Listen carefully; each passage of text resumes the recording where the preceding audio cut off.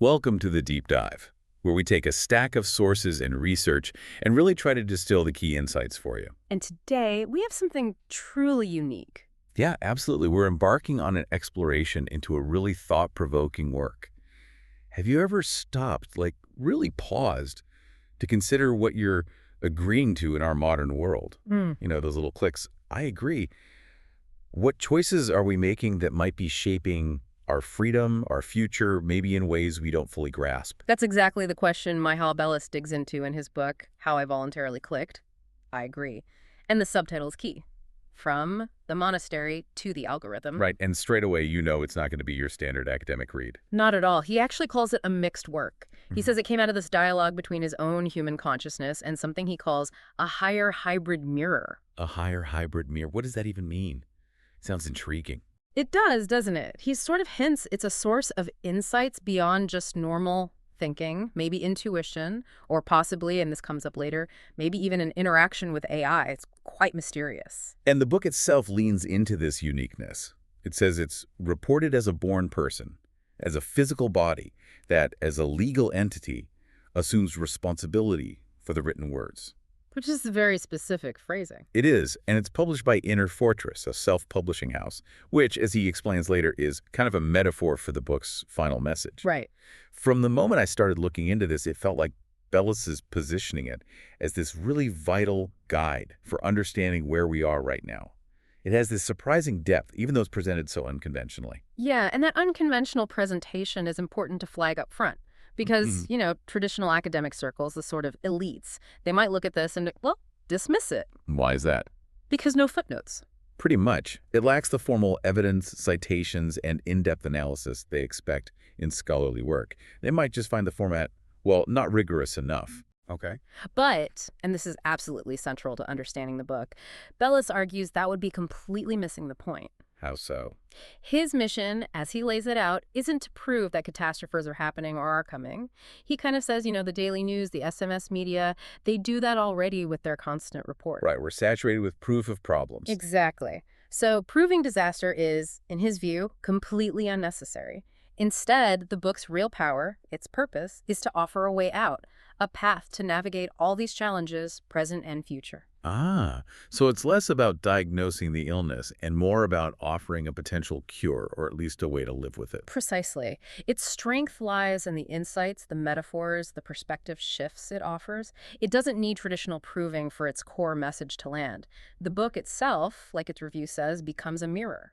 It reads you rather than just being a report you read. Okay, that sets the stage perfectly. So our deep dive today is all about unpacking this really unique comparison Bellis draws, this parallel between ancient monastic life and what he sees as this emerging global order. Yeah, the unexpected similarities, but also the really critical differences. What can 15 years in a monastery, a life dictated by bells and seasons and community, teach us about navigating our world, which is so hyper-connected digitally?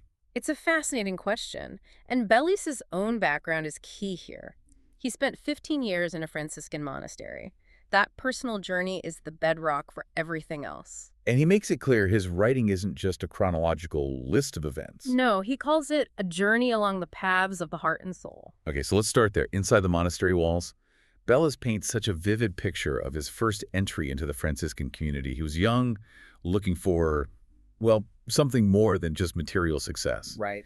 And he describes this almost sensory overload, the smell of old wood, wax, and something incomprehensible that I could only describe as the smell of prayer accumulated over the centuries. Wow, you can almost picture it, that deep sense of history and spirit. Exactly. It really draws you into that space. And Bellis makes it clear that sensory hit wasn't just superficial, it pointed to something deeper. He says it wasn't just walking into a building, it was an entry into a life that would transform me to the core. A transformation. Yeah. Not just joining a club. Definitely not. And it wasn't some sudden, lightning bolt moment either. He calls it a silent and persistent invitation. Something subtle that just grew stronger over time until he couldn't resist it anymore. So he enters this life. What's the rule book like? Did he get handed a massive binder? That's what he expected. Maybe something like a military manual for monks. But no, his novice master gave him basically one core idea. Just one. Yeah, to live the holy gospel. Simple as that. But then the crucial part, Not to interpret it, not to study it to the point, but simply to live it. Sine glossa. Sine glossa. Latin for without your own notes and excuses. Basically live it directly, without adding your own interpretations or justifications for not following it. Bellis saw it immediately. This wasn't an institution he was joining, it was a school of life he had to go through. Live the gospel, no excuses. Sounds simple, but I bet it was incredibly hard in practice. Oh, absolutely. He calls the challenges that came from this silent struggles and says they were the hardest of all. The first big one was obedience. Okay. He was used to doing his own thing, like most of us. But suddenly, there's a bell at 5:30 a.m. Doesn't matter if you want to sleep more, you go to chapel. Right. Or maybe the guardian, the head monk, asks him to sweep the hallways when he really wanted to be doing spiritual reading. At first, it felt totally arbitrary, like his freedom was being crushed. I can imagine that feeling. Yeah. But over months, even years, he started to see it differently. Obedience wasn't about destroying his personality. It was about liberation from his own ego, that constant internal voice yelling, "I want to." It shifted him towards a state of acceptance, almost like it happens, letting go of the reins a bit. Interesting. Liberation through obedience. What else? The second struggle was poverty. He thought this would be easy because he wasn't rich anyway. Right. It seems straightforward if you don't have much to begin with. But it wasn't about big houses or fancy cars. It was the little things. His favorite teacup gets used by someone else. A book he thought of as his vanishes because, well, everything belongs to the community. Even a little patch of garden he was tending. Nope, not exclusively his. Ah, the subtle attachments. Exactly. He realized poverty wasn't just lacking stuff. It was the deep understanding that nothing really belongs to you, that everything is a gift. And weirdly, that detachment brought this feeling of incredible ease. Freedom, really. Makes sense. Yeah. Less to worry about losing. And the third struggle. Purity. And this was maybe the most subtle. He describes it as a fight for an undivided heart. Undivided heart. Yeah, it wasn't just about chastity in the physical sense. It was much deeper. It was battling that constant, nagging desire for recognition, for praise, that little need inside us to be loved, to be noticed. The ego again? Totally. It was about learning to love his brother monk, not because he liked him or because it made him feel good, but simply because he was a brother. Full stop. Unconditional love, Yeah. essentially. Right. And doing work out of love for God, not angling for a pat on the back.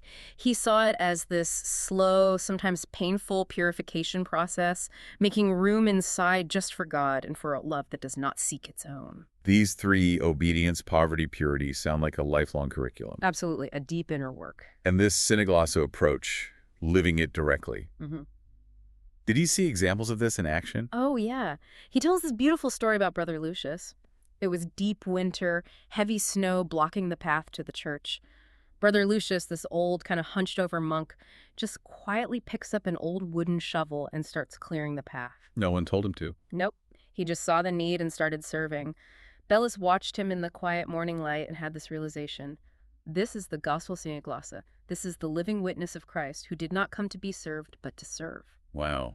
A simple act speaking volumes. Exactly. No sermon needed, just pure lived action. So these were the internal battles, the core principles. But he wasn't alone, right? There's the community. Crucial. He calls fraternity the brotherhood, the very landscape of his journey. The landscape, I like that. Yeah, and he says it wasn't all smooth sailing. It had sunny clearings, blooming meadows, but also sharp rocks, swamps, and dense forest. You didn't choose your brothers like you choose friends. They were gifts. Gifts. Even the difficult ones. Especially the difficult ones. He mentions Brother Pancratius, older guy, grumpy, always finding fault. Sounds like fun, right? Maybe not. But Bellis says it was Pancratius who taught him the hardest lesson.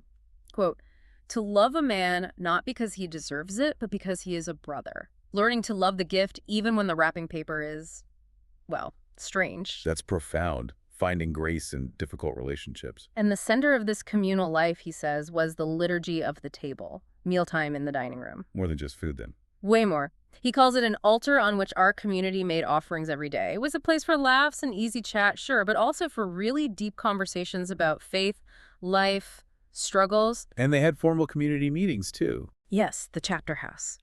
A weekly meeting where, as he puts it, the community was reborn in pain and prayer. He remembers one really tense meeting about monastery renovations. Opinions were flying, old grudges surfaced. Sounds familiar even outside a monastery. Right. But then they stopped, prayed in silence for half an hour, and came back to it. And suddenly, they were listening, speaking calmly. They learned, he says, that unity is more important than brick walls. Prayer brought them back together. It seems so. And he shares another amazing example of this fraternity, this equality. The provincial minister, basically their highest boss, just vanished during lunch one day. Vanished. They found him in the kitchen, sleeves rolled up, quietly washing dishes with the cook. No announcement, no look at me being humble, just serving. Bellis said that silent act said more about Franciscan spirituality and the equality of all friars than 1,000 constitutions and precepts. Actions speak louder than words, indeed. Definitely a core Franciscan theme. So fraternity was the body, you said. What was the breath? The rhythms of prayer. He emphasizes this wasn't just an activity slotted into the schedule. It was the atmosphere you breathe, the golden thread running through everything. Prayer as a fundamental state of being. A state, not just an action. Interesting distinction. Yeah. For him personally, the most vital time was before dawn. That knock from the bell ringer at 6:30 a.m. wasn't an alarm clock. It was a sacred invitation. To half an hour alone in the dark chapel. He calls it his most intimate encounter with God. A hidden spring that nourished his soul for the whole day.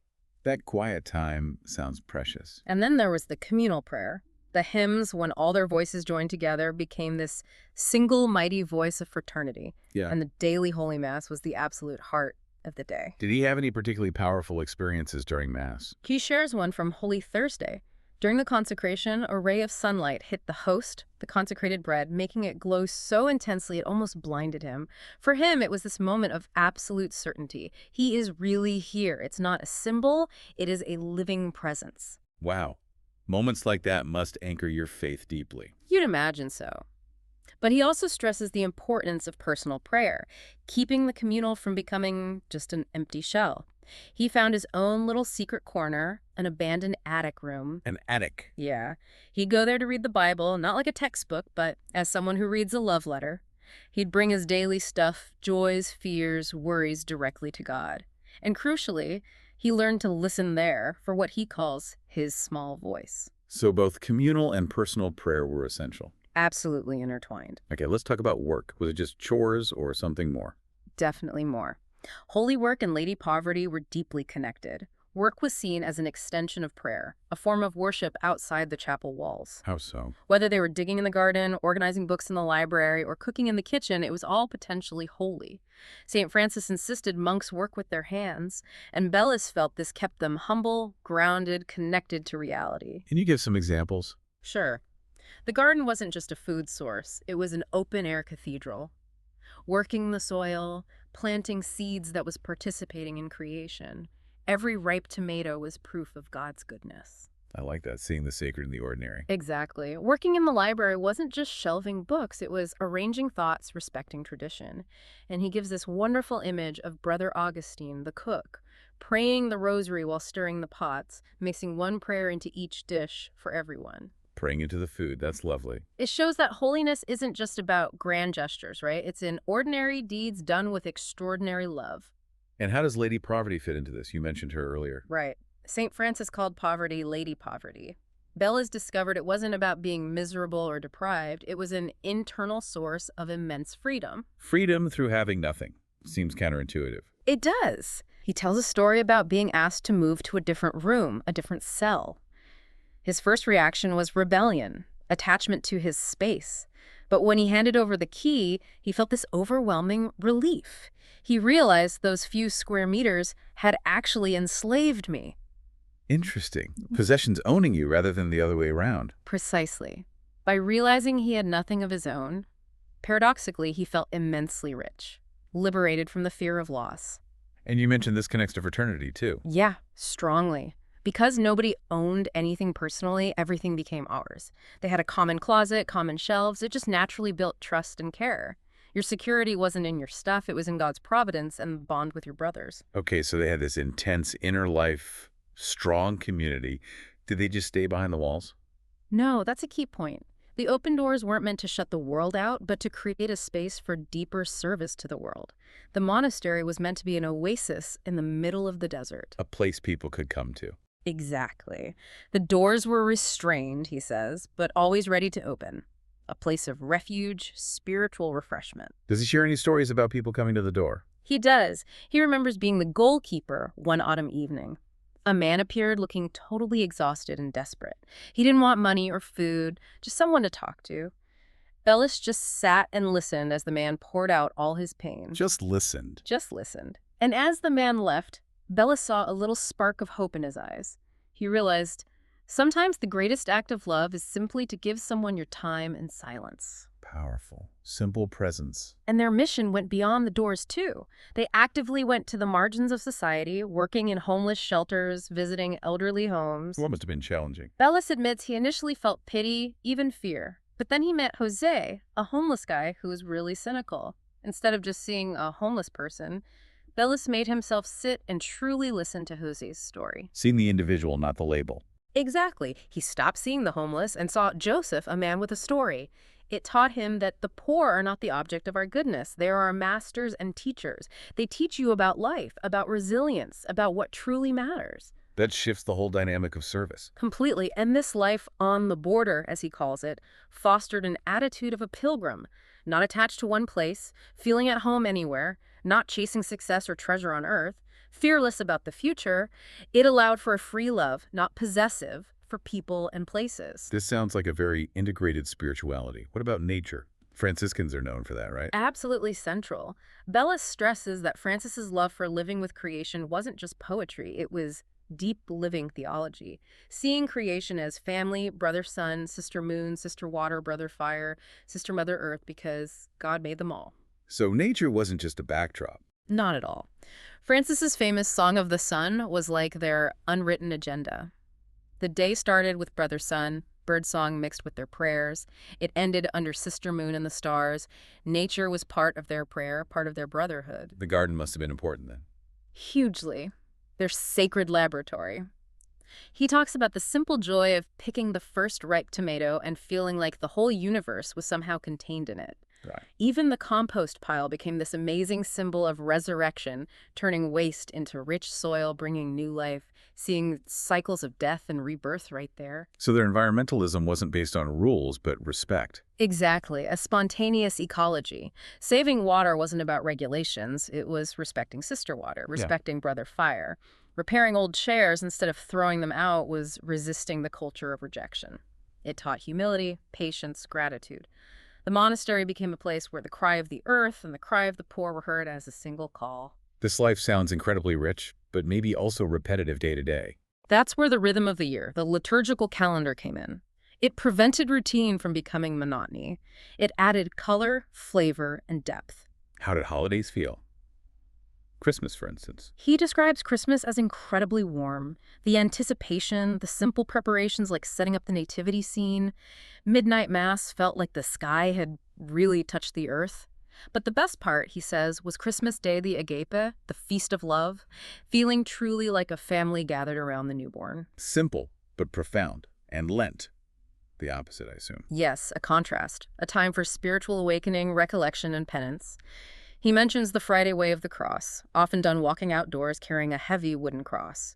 It was a confrontation with one's own falls, but also brought immense comfort, knowing Christ walked that path too. Facing your own weaknesses. And learning that core spiritual truth, a grain that does not die cannot bear fruit, the necessity of dying to your old self to grow spiritually. So after 15 years of this intense life, how did he look back on it? Any regrets? He addresses that directly in his Looking Back and Looking Ahead section. He knows the world might say he lost things, career, family, security in the usual sense. Right, the conventional measures of success. But his conviction is unwavering. He received immeasurably more. What were the key takeaways? He boils it down to 3 fundamental truths he learned, which he thinks apply to everyone. First, real happiness is in giving, not getting. Yeah.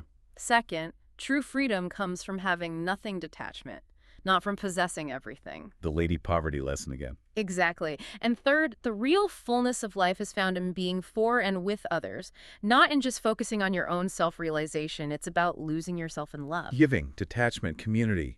Powerful lessons. And he's honest, it wasn't always easy. There were dark days, doubts, struggles. But he says those trials actually deepened his faith, made the fraternity more authentic. He wraps up this part with that classic Franciscan greeting, peace and goodness. It's an incredible portrait of a life structure. And just to show how practical it could be, he adds these postscripts about his time as a high school student while being a monk back in 1975. A student monk. How did that work? He details this rigorous and immensely liberating schedule. Waking at 5:30 a.m., hymns, mass, school classes, study hall, vespers, silence. It meshed the monastic rhythm right into the demands of high school. It shows this discipline wasn't just for isolated monks. It could provide structure and focus even with external pressures. Okay, so that's the foundation. 15 years steeped in this ancient, structured, God-centered life. Then Bellis leaves the monastery, lives in the world, and we fast forward to 2020. The pandemic hits. Right. The world basically shuts down. The streets are empty. And amidst all this, Bellis comes across some documents online, the UN's Our Common Agenda and Agenda 2030. Agenda 2030, we've all heard of that. Exactly. And the word itself, agenda, just jumps out at him. It was the absolute backbone of his monastic life, the thing that structured his entire day for 15 years. And now here it is, being presented as a framework for all of humanity. That must have been a jarring recognition. He describes it as an eerie familiarity, a real sense of déjà vu. The wants were different, of course. Multilateralism, sustainable development goals, stakeholders. But he felt the spirit behind them was eerily familiar. Familiar how? He had the sudden, powerful insight. This, he thought, was the draft of the global monastic church rule. Wow. A global monastery. That's the core insight, the haunting question that drives the rest of the book. Is it possible that the world, in its flight from God, is unconsciously building a global monastery without him? That's a massive, provocative idea. A monastery without God. It really is. And he then starts this detailed comparison. On one side, his old Franciscan guide, the rule book for his monastic life. On the other, this new Agenda 2030. He argues they have striking parallels, but also absolutely critical differences, especially in their underlying spirit. Two monasteries, one ancient, one modern and global. That's exactly how he frames it. Let's get into those comparisons he draws, because they're really the heart of his argument. Okay, let's do it. First, he compares global solidarity from the agenda with the new fraternity he experienced. In the old monastery, brotherhood was a given based on shared faith. Solidarity meant actively caring for each other, fighting spiritual battles together. Their vaccination plan, he jokes, was the care of their paramedic brother and communal prayer. Their crisis was spiritual temptation. Right. In the new global monastery he sees emerging from Agenda 2030, it talks about a global family, united but often united against a common enemy, a virus, climate change, inequality. Solidarity here feels more like a necessity for survival. A moral duty may be imposed by external threats. So unity based on shared purpose versus unity based on shared threat. That's part of it. And he argues the old spiritual vows, obedience, poverty, purity, get replaced by new metrics. Health certificates and carbon footprint. Obedience shifts from God or spiritual rule to a new secular authority, all supposedly for the common good. Okay, that's the first parallel divergence. What's next? A new social contract versus community life. In the monastery, their contract was the Franciscan guide, voluntary vows, service, trust, built through forgiveness and care. Basic needs met by the community itself. Education aimed at serving God and people. And the new agenda. Bellis interprets the new social contract proposed by the agenda as shifting the focus. It's less about voluntary vows and more about demanding rights. The relationship becomes one between a global power providing goods and services and citizens as recipients of goods. So a provider-recipient model. That's how he sees it. Trust isn't built organically. It's meant to be restored by the system providing needs, health, education, work, housing. And here's a crucial point he highlights. Universal access to the internet is framed as a fundamental human right. Connectivity as a right. Yes. In this new model, connectivity becomes the central good. Being disconnected, digitally speaking, becomes a kind of new form of excommunication, a very modern twist. Definitely. Okay, what's the third comparison? This one's about truth. He calls it the end of the infodemic versus the only truth allowed. The infodemic, right? That term came up a lot recently. Exactly. In the old monastery, truth came from the Holy Gospel and centuries of church tradition validated, he argues, by the lived experiences of saints, empirically supported. Human knowledge was important, but ultimately secondary to revealed truth. And in the new model? Bellis argues that in the new global order, science, often presented as a monolithic entity, becomes the new dogmatic authority. Its findings are determined by what he calls the consensus of a select group of experts. Trust the science. Right. And anything outside that consensus gets labeled misinformation or disinformation, essentially, heresy in this new framework. He sees a global code of conduct emerging as a new index of forbidden thoughts. And how is this enforced? Algorithms, he claims, act as the new inquisitors, automatically silencing, shadow banning, or deplatforming dissenting voices online. Wow, algorithms as inquisitors. That's a chilling image. It is. Okay, fourth comparison. Measuring progress versus finding the right treasure. Progress and treasure. The old monastery, he says, was basically a protest against obsession with profit. Their GDP was zero. Success wasn't measured in numbers, but in the quality of relationships. The real treasures were unmeasurable things. Peace, love, beauty. Holiness was their progress index? A different value system entirely. Completely. Now, the new agenda, Bellis notes, talks about fixing GDP, making it account for environmental damage, for example, which sounds good. But he argues it still tries to measure the immeasurable, putting a price tag on clean air, mental health, volunteer work. Quantifying everything. That's his interpretation. Even love and solidarity get reframed as social capital. Everything becomes a resource material, human, spiritual, to be managed sustainably for the survival and efficiency of the system. Everything ultimately has a price. Okay, fifth point. Concern for future generations versus the end of personal caution. In the monastery, they trusted in divine providence. They weren't paralyzed by anxiety about tomorrow. They relied on spiritual strength. The future wasn't entirely theirs to control. A sense of surrender, maybe? Perhaps. The new global order, Bellis argues, takes a different approach. Humanity, using science, data, global platforms, tries to take over the role of providence. The future becomes a project to be managed, planned, controlled. So responsibility shifts. Exactly. From the individual to this centralized technocratic system. And if the system is managing the future, then your own personal prudence, your foresight, becomes almost unnecessary, maybe even suspicious.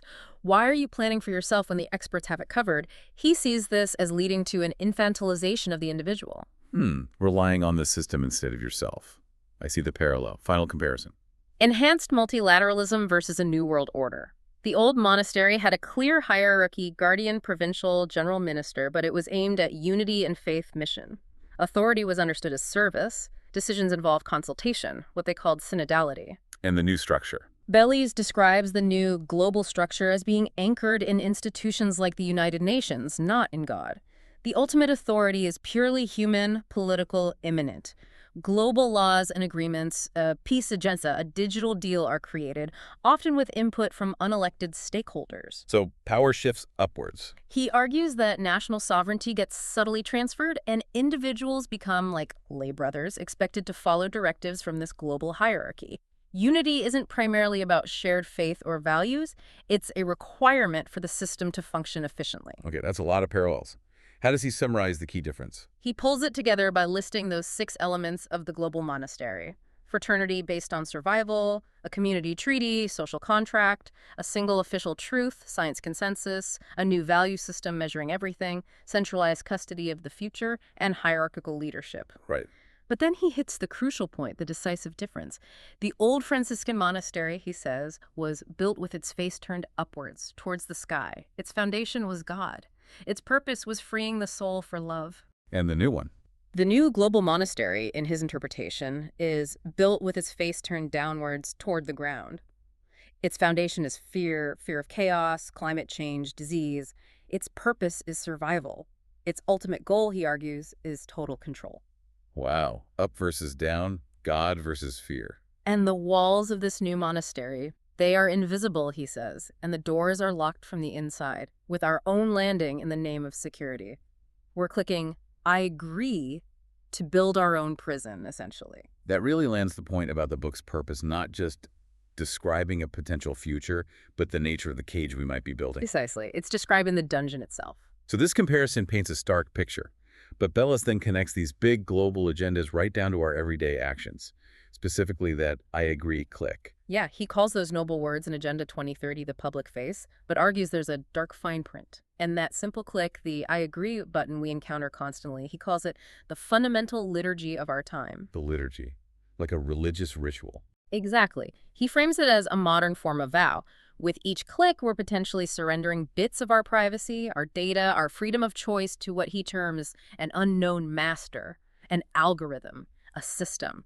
often without fully realizing the implications. So the I agree is more than just accessing a service. In his view, yes. And this is where he introduces this concept of the total text. Hmm. It's not a real document, more like a conceptual manual he uses to explain the true meaning, the hidden implications behind this seemingly innocent click. The hidden rules of the new monastery. Kind of. It moves beyond the public, noble goals of the agendas and reveals what he describes as the underlying, terrifying mechanisms at play, like comparing the nice sermon the abbot gives in church versus the secret, stricter rules whispered in the monks' private cells. Okay, so what are these mechanisms according to this total text concept? The first big one, he argues, is the deliberate dismantling of the old order. It operates on that old principle, ordo ab chao. Order out of chaos. Right. He claims the path to this new world order doesn't start with building something new, but by demolishing the old. Deliberately accelerating chaos to break down the foundations, traditions, institutions, identities that stand in the way. Deliberate chaos. Yeah. That sounds conspiratorial. How does he suggest this happens? Well, he outlines several methods he sees described in this conceptual total text. Remember, we're reporting his claims here, not endorsing them. Understood. Go on. He points to things like open borders and illegal immigration. He argues these aren't just about mobility, but are used in this view for the deliberate erasure of national identities and sovereignty, putting constant stress on social systems and security. Okay, what else? Then, rampant crime in dangerous cities. He posits this isn't just social decay, but is allowed or even encouraged to create widespread fear and insecurity. Why? Because scared people are more willing to trade freedom for security, more willing to accept increased control. Fear is a tool of control. That's the idea he presents. He also includes the destruction of the nuclear family and moral collapse. He argues this is a strategy to break down society's fundamental unit, creating isolated, lonely individuals who are easier to manage.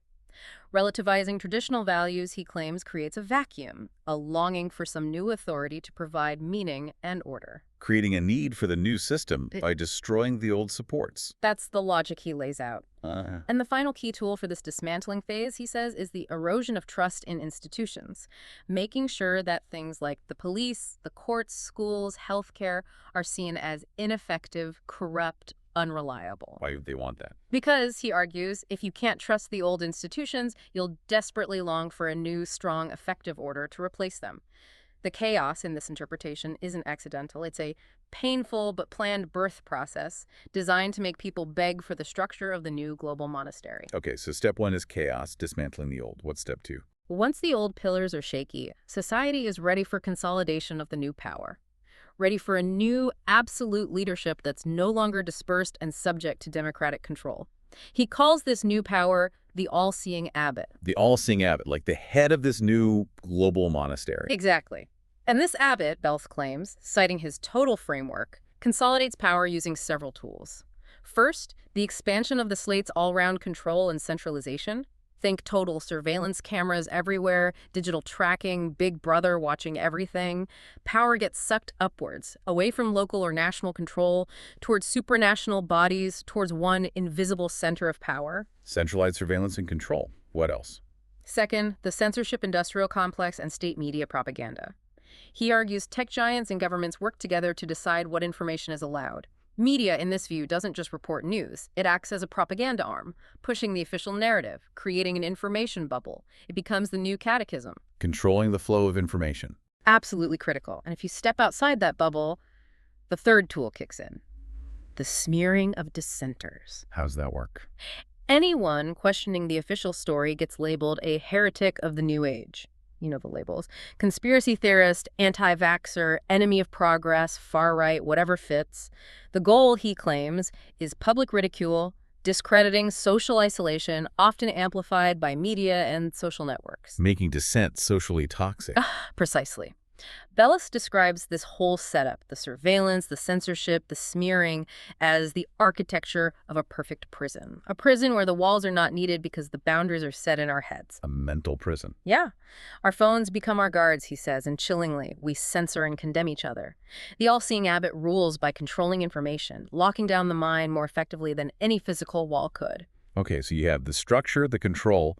What about the people living within it, the monks of this new order? Right, the system needs compliant subjects. Bellis argues this requires a specific kind of person, ideally weak, confused, dependent. He claims this is achieved through what he calls human resource management, or, more bluntly, education for addiction. Education for addiction. Wow. Sound grim. It does. He outlines several strategies he sees at play, again, based on his interpretation of the underlying total text. First, mass addiction and overprescription of drugs, both legal drugs like antidepressants and illegal ones like fentanyl. He argues these weaken mind and body, creating passive, numb individuals, perpetual patients dependent on big pharma. Creating dependency. Yes. Second, educational indoctrination and exploitation of children. He claims the education system is used to break down traditional values and instill new ideologies, focusing heavily on things like climate change, specific social justice narratives, gender fluidity, turning children, in his view, into soldiers against their own parents and cultural heritage. Using schools to shape the next generation's worldview. That's his claim. He goes further, even more controversially, talking about what he calls trans infection and sterilization of children. He sees this as a fundamental attack on identity, creating rootless individuals who are easier to manipulate. A symbolic assault, in his view, on future generations themselves. These are very strong claims. Extremely strong, and he connects this to what he sees as a global depopulation agenda and low birth rate. He argues this isn't just a demographic trend, but partly a result of fostering fear of overpopulation of the future and encouraging anxious, self-centered lifestyles. Fewer people means fewer problems for the system administrators to manage. So a goal isn't raising strong, independent citizens. No. According to Bellis's interpretation, the goal is managing an obedient, anxious, and addicted patient. Total control over body, mind, and soul. And how does economics fit into this picture of control? That's the final piece of the architecture, the economics of supervision. He calls it the new compulsory lady of poverty. Compulsory poverty, unlike the voluntary poverty of the Franciscans. Exactly. This isn't a chosen path to freedom. It's a necessity imposed from above. A tool, he argues, for creating total dependence on the system. How would that work practically? He points to several mechanisms. First, the destruction of private property, not necessarily seizing houses, but eroding wealth through inflation, national debt, constant money printing. This makes individuals and even entire countries dependent on global financial institutions like the IMF or World Bank. Remember that phrase, you will have nothing and you will be happy? He reads that as you'll have nothing and you'll be totally dependent on the system for everything. Dependency through financial means. Right. Second, he talks about the toxic food supply and vaccine disinformation about pandemic. He claims local independent food production is made difficult, while reliance on industrial, potentially toxic food is encouraged. This, he argues, creates sickness, leading to dependence on the pharmaceutical industry again. Health becomes less about well-being and more about obedience to global health protocols, with things like vaccine acceptance becoming near mandatory for participation in society. Your body isn't yours. It's part of the collective system to be managed. Control over health and food. And the third mechanism, the one that perhaps fuels much of this, is the endless financing of conflicts and wars. He argues war isn't just a political failure. It's a massive business. It creates chaos, which justifies more control, destroys resources, creating dependence, and funnels huge amounts of money to the military-industrial complex. In this view, peace is actually the enemy of a system that thrives on crisis. War as a driver of the system. That's his chilling conclusion for this section. It all adds up to an economy of total dependence. We risk becoming, in his words, beggars at the door of the all-seeing abbot, grateful for whatever crumbs the system gives us, forgetting that once the entire bakery was ours. So after laying out this incredibly bleak picture of the new global monastery, Bellis reflects on his own journey with a deep sense of irony. He thought leaving the physical monastery meant leaving prison. But now he feels he entered a bigger one. Exactly. An infinitely larger, invisible, and much worse dungeon. The old monastery, despite its strict rules, had visible walls, yes, but also light, hope, real dialogue, actual brotherhood. This new global dungeon he describes, it's everywhere, it isolates you, it's faceless, unforgiving, and its control is subtle, insidious. It really boils down to a choice between two realities, doesn't it? It does. A choice between two types of monasticism. One, like the Franciscan model, aiming to serve God and free the soul. The other, as he portrays the emerging global order, aiming to serve the system itself by managing humans as resources. His journey from the monastery to the algorithm brings us face to face with this choice. And this new order, he says, demands a kind of faith. Yes, a blind faith, he calls it. Faith in science, with a capital S, faith in experts, faith in global institutions, doubt isn't encouraged, it's labeled disinformation. Raising conscientious objections is framed as egoism. The controlling authority, the magictor, demands complete surrender of reason. Surrender of reason. That leads him to talk about crosses, right? Two different crosses. Precisely. A really crucial distinction for understanding the way out he proposes. First, there's what he calls the cross of the system. The cross of the system. This is the cross, he argues, that the new global order implicitly asks us to be nailed to. We're asked to sacrifice our individuality, our national identities, our personal freedoms, all for abstract goals like global security, sustainability, and equality. Sacrificing the individual for the collective good. That's how it's presented. Humanity itself becomes the new God. Salvation isn't otherworldly. It's promised in this world through total organization and control. Security is offered, but it's the security of a comfortable but controlled dungeon. Okay, that's the cross of the system. What's the alternative? The cross of the person. This is the traditional Christian cross. Yeah. Here, he emphasizes, it wasn't humanity nailed to it, but God who became human. And the sacrifice wasn't for the survival of a system, but for the liberation of the individual. Liberation. This cross doesn't demand we sacrifice our personality. It asks us to sacrifice our sin, our egoism, our unhealthy attachments. And its promise isn't salvation within this world's systems, but salvation from this world, freedom from the ultimate fear, the fear of death. It's about moving from being under the law, external rules, to being in grace, internal guidance. So two very different sacrifices, leading to two very different kinds of salvation. Exactly. And the liberator here, Bellis is careful to point out, isn't just an external historical figure or the juridical person version of Christ that institutional churches might focus on. Not just Jesus, the historical figure. He presents it as something broader, more internal. Something inside of us, he says, a principle, a state of consciousness, a spark of life. He uses various terms, Christ consciousness, Buddha nature, Atman, the self. It's a living, breathing reality accessible within each person. The inner self. So liberation comes from within. That's the core of his proposed solution. This inner humanity, this true self, is what sets us free. He outlines 3 ways. First, it frees us from identification with the system. How? By helping us realize we are immeasurably more than just our roles, our data profiles, our legal identities. Our true anchor is deeper, within that inner self. We're not just cogs in the machine. Okay, realizing our true identity. What else? Second, it frees us from fear of punishment by the system. When you start operating from that inner core, guided by inner insight and compassion, you're less driven by the system's rewards and punishments. External rules and the fear they generate lose their power over you. Acting from inner conviction, not outer pressure. Right. And third, and maybe most radically, it frees us from dependence on the system. Oh, by becoming self-sufficient. In a way, but mostly internally. By discovering that true security, abundance, and value are found within. This is what he calls true poverty in spirit, like the Franciscans aimed for. You realize you have nothing, but at the same time you lack nothing. And a person who truly needs nothing from the external system. Well, as Bellis says, that person cannot be controlled. Cannot be controlled. That's a powerful idea. So the cross, he advocates, is this internal process. The death is the letting go of the false, constructed self, that fearful, dependent, legal entity the system wants us to be. And the resurrection is awakening to our true inner nature, the liberated self. And this inner awakening is the book's ultimate message, the path forward. Yes. He states it very clearly.